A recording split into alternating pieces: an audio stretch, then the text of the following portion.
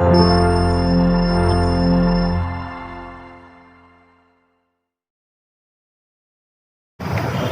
जैसा नंगा नाच हुआ है प्रदेश में, वो हमने कभी नहीं देखा।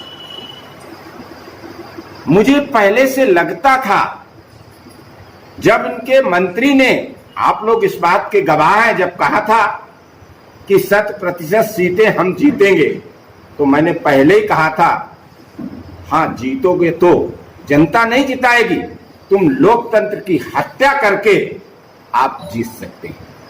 वही हुआ।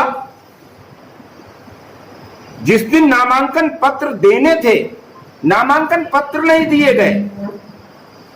उसके बाद नामांकन जब होना था, खुलेआम पहले से ही ब्लॉकों में भारतीय जनता पार्टी के कार्यकर्ताओं को प्रशासन के इशारे पे छिपा दिया गया। अधिकारियों ने वो नंगा नाच किया।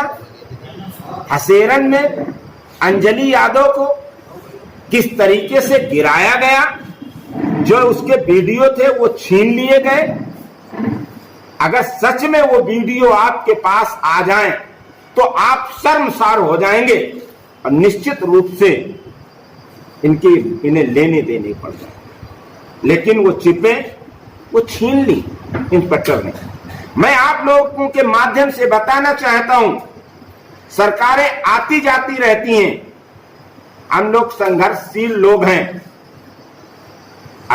कार्रवाई अधिकारियों पे भारतीय जनता पार्टी के लोग समय आने पे तो छोड़ के भाग जाएंगे, और उनकी औकात भी नहीं। अगर प्रशासन हट जाए तो ये चाटुकार, चुट्टे, लफंगे 10 मिनट समाजवादियों का मुकाबला नहीं कर सकते। इनकी औकात क्या है?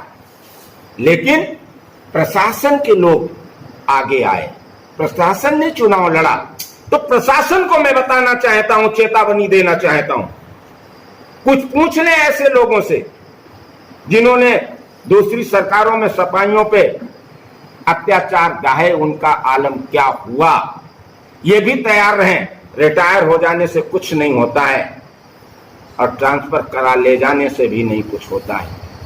वो नंग नाच की तस्वीरें हमारे दिल और दिमाग, आंखों में बस गई हैं, वो कभी नहीं निकल सकती हैं। समय आने पर एक एक अधिकारी को, हमने तो लाठी भी झेल ली, हमने सब कुछ झेल लिया। हमारे कार्यकर्ता संघर्षशील हैं जेल में। अरे तुम याद करो, जिस दिन जेल में अधिकारी होंगे उस दिन कैसा तुम्हें लगेगा, तुम्हारे बीवी और बच्चों पे क्या बीतेगा, कैसे जेल में रहोगे। जो अधिकारी जेल में हैं उनके पूछो जाके। निश्चित रूप से आने वाले समय में इन अधिकारियों पे कार्रवाई की, किस आधार पे किया। पूरे प्रदेश में भारतीय जनता पार्टी का एक पर्चा आप बता दीजिए जो खारिज हुआ हो। पूरे प्रदेश में सारी कमियां, सब कुछ समाजवादी पार्टी के प्रत्याशी के रूप में रहा। भारतीय जनता में पूछना चाहता हूं, 8 से 25 ब्लॉकों में कौन सा ऐसा ब्लॉक है उत्तर प्रदेश में जिसमें भारतीय जनता पार्टी के प्रत्याशी का पर्चा खारिज? एक जिले में 5-5 वो प्रत्याशियों के पर्चे खारिज कर दिए जो 100% जीतने वाले थे। अरे योगी जी, जब आपको यही करना था तो कौन रोकता, वहीं से मनोनीत कर देते ब्लॉक प्रमुख और जिला पंचायत अध्यक्ष, मनोनीत कर देते। क्यों, क्या करना था? कौन पकड़ लेता? आपकी डबल इंजन की सरकार है, केंद्र और प्रदेश से लेकर, मनोनीत कर देते। क्या नाटक कराना था आपको? लेकिन याद रखना चाहिए कि लोकतंत्र में जो तानाशाही करता है, अत्याचार करता है, वो अपनी कब्र का इंतजाम स्वयं कर जाता है। मैं कार्यकर्ताओं से अनुरोध करता हूं, समाजवादी लोग हैं, कि हो सकता है जब सुबह होने को होता है तो कुछ पलों के लिए रात और अंधेरी हो जाती है। अभी और अत्याचार हो सकता है, क्योंकि इनके अंदर हड़बड़ाहट है कि कैसे हम सत्ता पे काबिज रहें।